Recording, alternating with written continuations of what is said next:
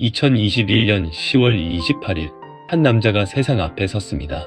그는 이미 세계에서 가장 큰 소셜 플랫폼을 가진 사람이었습니다. 20억 명이 넘는 사람들이 매일 그가 만든 공간 안에서 이야기를 나누고 있었습니다. 그 기업의 이름은 누구나 알고 있었습니다. 페이스북. 하지만 그날 그는 그 이름을 버렸습니다. 우리는 이제 메타입니다. 그 순간 전 세계의 반응은 거의 동시에 터져 나왔습니다. 왜 저런 선택을 하지? 페이스북이 돈을 태우고 있다. 현실과 동떨어진 망상이다. 주가는 곤두박질 쳤고 투자자들은 등을 돌렸습니다. 언론은 그저 그를 비웃었습니다. 수십조 원이 넘는 돈이 아직 존재하지도 않는 시장으로 쏟아져 들어가고 있었기 때문입니다.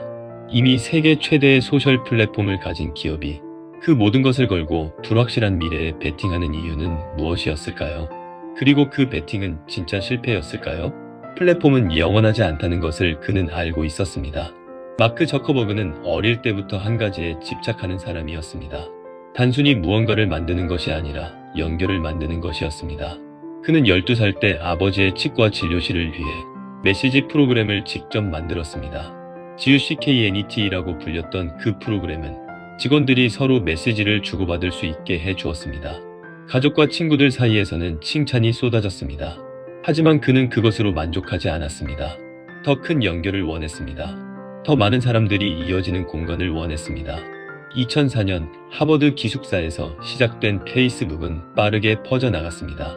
처음에는 하버드 학생들만 사용했습니다. 그 다음에는 아이비리그 전체로, 그 후에는 미국 전역으로, 마침내 전 세계로 뻗어나갔습니다. 2012년 그는 28의 나이에 페이스북을 상장시켰습니다. 상장 첫날 시가총액은 약 1,040억 달러에 달했습니다. 세상은 그를 천재라고 불렀습니다. 하지만 그는 다른 것을 보고 있었습니다.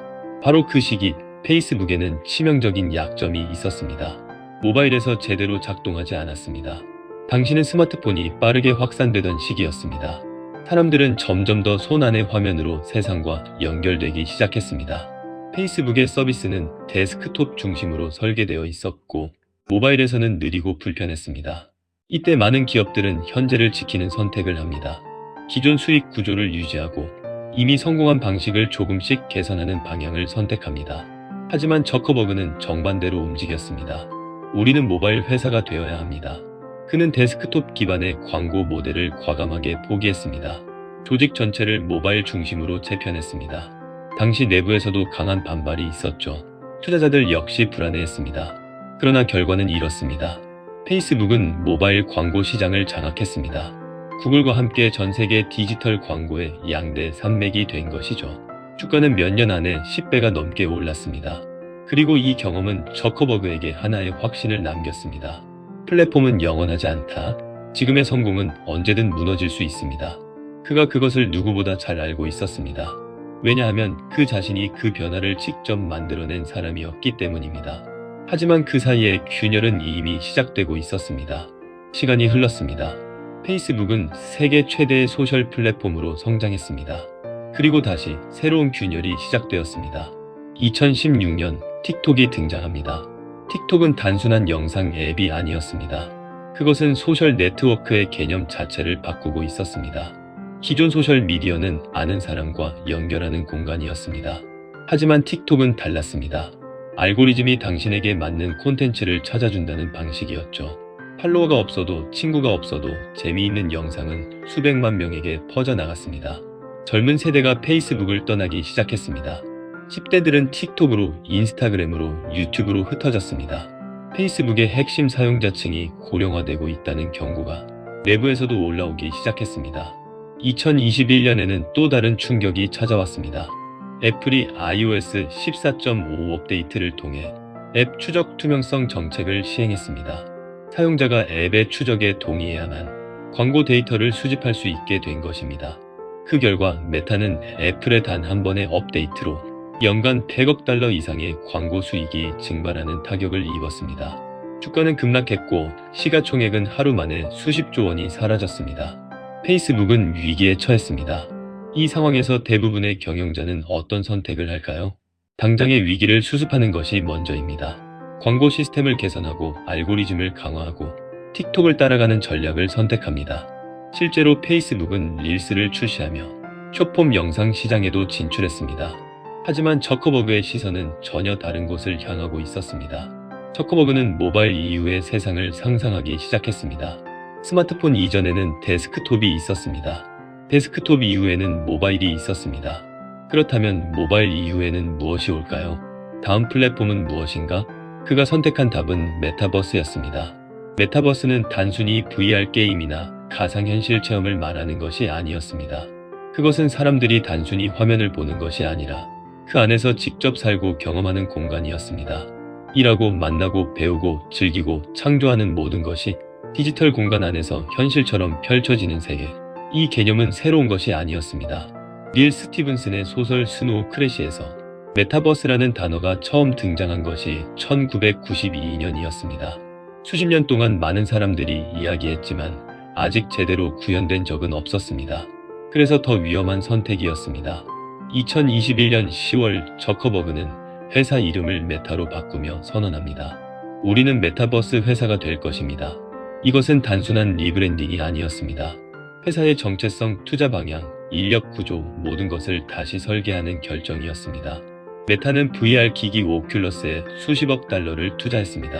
매년 수조 원이 넘는 돈이 리얼리티 랩스라는 사업부에 쏟아져 들어갔습니다. 2022년 한 해에만 리얼리티 랩스의 손실은 약 137억 달러에 달했습니다. 시장은 냉정하게 반응했습니다. 현실과 동떨어진 선택이다. 돈을 태우고 있다. 성공 가능성이 없다. 2022년 메타의 주가는 연초 대비 65% 이상 폭락했습니다. 시가총액은 수백조 원이 증발했습니다. 저커버그는 단 1년 만에 개인 자산이 약 70조 원 이상 줄어들었습니다. 이때 대부분의 리더라면 어떻게 했을까요? 투자를 대폭 줄이거나 전략을 수정하거나 메타버스를 포기하는 방향을 선택했을 것입니다. 하지만 저커버그는 멈추지 않았습니다. 저커버그는 왜 멈추지 않았을까요? 그는 알고 있었기 때문입니다. 진짜 위기는 지금의 실패가 아니라 미래를 놓치는 것이라는 것을 그는 이미 한번 그 경험을 했습니다. 2012년 당시 많은 기업들이 모바일로의 전환을 너무 늦게 시작했습니다. 노키아는 스마트폰 시대에 적응하지 못했습니다. 블랙베리는 무너졌고 마이스페이스는 페이스북에 자리를 내주었습니다. 그들의 공통점이 있습니다. 모두 지금을 지키는 선택을 했다는 것입니다. 성공한 기업이 망하는 이유는 나쁜 결정 때문이 아니다. 너무 오래 좋았던 결정을 유지했기 때문이다.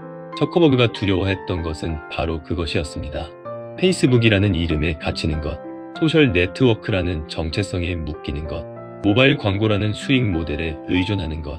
그는 다음 전장을 먼저 점령하려 했습니다. 그의 전략은 단순한 기술 개발이 아니었습니다. 그는 하드웨어, 소프트웨어, 플랫폼을 모두 직접 통제하는 구조를 만들려 했습니다. 애플이 iOS와 아이폰, 앱스토어를 하나의 생태계로 묶었듯이 메타도 VR 기기와 콘텐츠 플랫폼, 개발자 생태계를 하나로 통합하려는 것이었습니다. 오큘러스 퀘스트는 전용 콘텐츠 스토어를 갖고 있었습니다. 호라이즌 월드라는 가상 공간에서 사람들이 아바타로 만나고 일하는 세계를 구현하려 했습니다. 외부 개발자들이 메타 플랫폼 위에서 새로운 경험을 만들 수 있도록 생태계를 설계했습니다. 이것은 단기적으로는 극도로 비효율적인 선택이었습니다. 하지만 장기적으로는 지배력을 만드는 전략이었습니다. 2022년까지 세상은 저커버그를 비웃었습니다. 주가는 역사적 고점에서 75% 가까이 폭락했습니다. 직원 수천 명이 해고되었습니다. 언론은 그를 메타버스에 미친 경영자라고 불렀습니다. 그러나 2023년부터 시나리오가 달라지기 시작합니다. 저커버그는 방향을 조정했습니다. 메타버스에 대한 무분별한 투자를 줄이고 AI 기술 개발에 집중하기 시작했습니다. 라마라는 대규모 언어 모델을 오픈소스로 공개했습니다. 이것은 당시에도 파격적인 결정이었습니다. 오픈AI, 구글, 엔트로픽 같은 경쟁자들이 모델을 폐쇄적으로 운영하는 동안 메타는 자신들의 핵심 AI 기술을 무료로 공개한 것입니다. 오픈소스 AI가 산업표준이 된다면 메타의 생태계가 세상의 기반이 됩니다. 이것이 저커버그의 계산이었습니다. 결과는 어땠을까요? 2023년 메타의 주가는 연간 194% 상승했습니다. 이것은 S&P 500 기업 중 최고의 상승률이었습니다. 2022년의 바닥에서 불과 1년 만에 3배 이상 반등한 것입니다. 라마 모델은 수백만 명의 개발자들이 사용하는 기반 기술이 되었습니다. 레이벤 스마트 글래스는 예상을 뛰어넘는 판매량을 기록하며 웨어러블 AI 기기의 가능성을 보여주었습니다. 메타 AI는 왓츠앱, 인스타그램, 페이스북 메신저에 통합되며 수십억 명의 일상 속으로 들어갔습니다. 그가 버린 이름이 남긴 것, 그가 태운 돈이 닦아놓은 길, 그것들이 비로소 모습을 드러내기 시작했습니다. 조롱은 항상 먼저 옵니다. 사람들은 여전히 묻습니다. 메타버스는 성공했나요? 솔직하게 말하면 아직 완전한 답은 없습니다. 호라이즌 월드는 아직 기대했던 수준의 대중화를 이루지 못했습니다. VR 기기는 여전히 스마트폰을 대체할 만큼 보편화되지 않았습니다. 하지만 이 질문보다 더 중요한 질문이 있습니다. 그는 왜 그 선택을 했는가? 저커버그는 메타버스를 믿어서 그 선택을 한 것이 아닙니다. 그는 다음 플랫폼을 먼저 점령하지 않으면 지금의 성공이 반드시 무너진다는 것을 알았기 때문에 그 선택을 했습니다. 그는 모바일 전환에서 배웠습니다. 먼저 움직인 사람이 시장을 만들고 늦게 따라온 사람은 그 시장의 규칙을 따릅니다. 메타버스는 틀렸을 수도 있습니다. 하지만 그 과정에서 개발된 AI 기술, 하드웨어, 개발자, 생태계는 여전히 살아남았습니다. 그리고 그것들이 지금 메타의 새로운 성장 동력이 되고 있습니다. 실패한 베팅도 무언가를 남깁니다. 역사는 이런 사례로 가득합니다. 아마존은 파이어폰이라는 스마트폰을 출시했습니다. 처참하게 실패했죠. 하지만 그 과정에서 만들어진 기술이 알렉사로 이어졌습니다. 구글은 구글 글래스를 내놓았습니다. 세상의 조롱을 받았습니다. 하지만 그 경험이 구글의 웨어러블 기술 기반이 되었습니다. 조롱은 항상 먼저 옵니다. 그리고 이해는 항상 늦게 옵니다. 저커버그가 알고 있었던 것이 바로 이것이었습니다. 우리는 보통 확실한 것에 투자합니다. 이미 검증된 것, 이미 성공한 것, 이미 모두가 인정한 것. 하지만 세상을 바꾸는 선택은 대부분 불확실한 곳에서 시작됩니다. 그리고 그 순간에는 거의 항상 조롱이 따라옵니다. 모바일로의 전환을 선언했을 때도 조롱이 있었습니다. 회사 이름을 바꾸던 날도 조롱이 있었습니다. AI 모델을 오픈소스로 공개하던 날도 의문이 있었습니다. 하지만 저커버그는 멈추지 않았습니다. 그는 현재를 지키는 리더가 아니라 다음을 만드는 리더였습니다. 그는 안전한 선택이 아니라 필요한 선택을 했습니다. 지금 이 순간에도 그는 다시 묻고 있을 것입니다. 다음 플랫폼은 무엇인가? 그 질문은 멈추지 않았습니다. 그리고 그 질문이 멈추지 않는 한 그는 계속해서 앞으로 나아갈 것입니다. 지금 당신에게 드리는 질문입니다. 현재를 지키는 선택은 안전합니다. 하지만 미래를 만드는 선택은 언제나 위험합니다. 그리고 그 위험을 감수하는 사람만이 새로운 시대를 만듭니다. 지금 당신의 삶에서 당신이 지금을 지키기 위해 미루고 있는 것이 있나요? 혹시 그 미루는 선택이 당신의 미래를 조금씩 좁히고 있지는 않을까요? 저커버그는 100조를 태우면서도 다음을 봤습니다. 우리는 지금 얼마나 먼 곳을 바라보고 있을까요? 댓글로 알려주세요. 오늘 이야기를 들으시면서 당신의 삶에서 이 선택은 지금 당장은 말이 안 되는데 그래도 해야 할 것 같다고 느껴본 순간이 있으셨나요? 댓글에 딱 한 줄만 적어주세요. 나는 지금 무엇을 미루고 있다. 나는 언젠가 무엇을 해야 한다는 걸 알고 있다. 그 한 줄이 당신의 다음 챕터를 여는 첫 번째 문장이 될 수도 있습니다. 쓰는 것만으로도 이미 절반은 시작된 겁니다. 다음 화에서는 또 다른 리더의 이야기를 들고 찾아옵니다. 세상이 불가능하다고 말했을 때도 멈추지 않았던 사람들의 이야기. 다음 통찰 기록도 놓치지 마세요.